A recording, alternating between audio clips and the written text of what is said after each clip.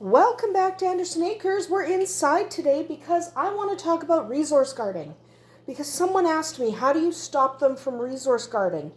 And remember, I'm talking about livestock guardians as livestock guardians. Tequila's over there. So livestock guardians as livestock guardians, not as like house pets.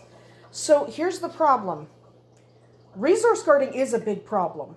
Okay, it's easy for them to go from resource guarding to wanting to fight to keep that resource.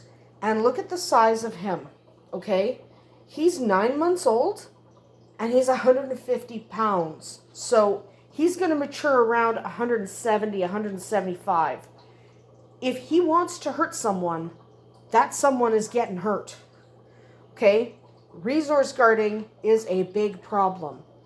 But it's complicated by the fact that they're a guarding breed, and a livestock guardian is supposed to guard.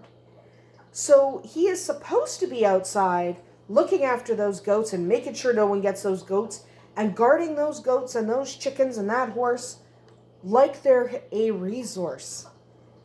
So it's kind of weird with livestock guardians because on one hand, you want them to be guarding because that's their function.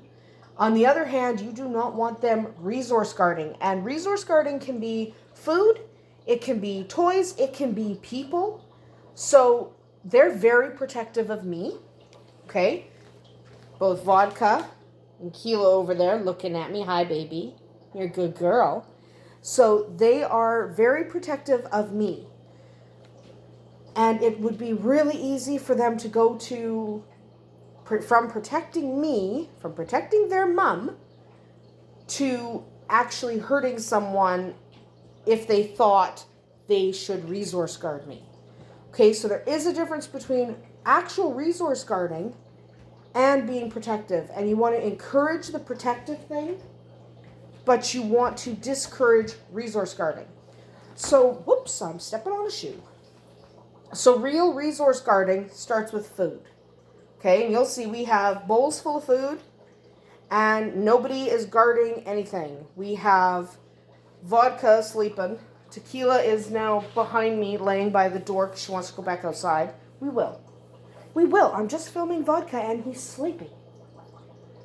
And Whiskey's laying on my bed. Whiskey's not a livestock guardian breed. Whiskey is a golden doodle.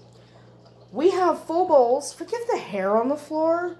Everybody who has a double-coated breed right now, I'm sure, has the same situation because spring is a-coming and double-coated breeds blow their coat. So we have, like, hair on the floor. You just, you deal with it. Anyway, so we have food, and the bowl got pushed out a little bit because there's a cat. But we have food just sitting here. Their dog is sleeping, and if somebody goes to eat that food, even if it's a cat, there is no guarding. So, how do you stop your dog from resource guarding?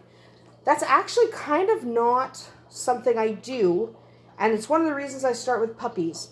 I don't have an instance where I have to stop resource guarding outside of when they're tiny puppies and don't know any better. Because if he, at 150 pounds, at 9 months old, wanted to guard that food, there's not a thing I could do about it. He is big and powerful, and if he wanted to overpower me, he absolutely could do that. I'm fairly short, and I'm not very strong. So he could absolutely cause a problem if he wanted to. So could Tequila. She's lighter than him by about 50 pounds. But she could overpower me too, because I'll admit I'm not very strong. The reason I can handle our livestock guardians and I can handle Shadowfax and I can even handle a bigger horse if I need to is because I work with them when they're young. I am not strong enough to stop this guy if he wanted to start something. So how do I prevent resource guarding in the first place? Because that's the real trick for me. I prevent it from happening. If I can prevent resource guarding from happening, then I end up in a situation where I never have to deal with it. Outside of that young puppy stage. And yes, that's also dog hair over there. So outside of that puppy stage, because puppy stage is one thing, right? They're learning. They're supposed to do the wrong thing so they can learn to do the right thing. So what do? First of all, their kibble, I'm just going to move the bowl back to where it's supposed to be. Jeez. So their kibble is always available. Okay? I know some people will tell me, well, you're not supposed to free feed the Great Pyrenees, the livestock guardians. You're supposed to measure it out and make sure blah, blah, blah. I know that. However, for us, free feeding works. And one of the things that the free feeding does is there has never been a time when there's not food. There's always food. There's always food in that bowl. Therefore, they don't have to resource guard food. Okay, I do the same thing with toys. We have like 5 million toys. There's no reason to resource guard a toy because there's always another toy. Even if you rip it up, which that's why there's stuff on the floor in there because it killed a toy. I think they killed the purple people eater. It's dead. Whatever. It's a toy. Dog toys are for that. That's what they're for, ripping up. So they are never in a position where they have to compete for resources, for food and toys. And that starts in puppyhood. These bowls are always full. Okay? And that's another reason that our dogs are not gluttons.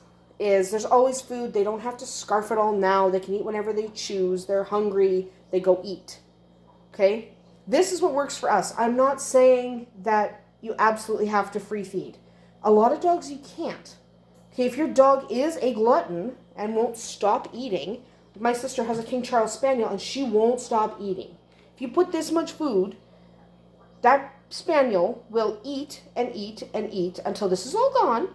Then she'll throw it up and she'll eat that. So if you have a dog that does that, free feeding doesn't work for you. But one of the ways we prevent resource guarding is the resource is always available. And the primary resource is food. So there's always bowls of food.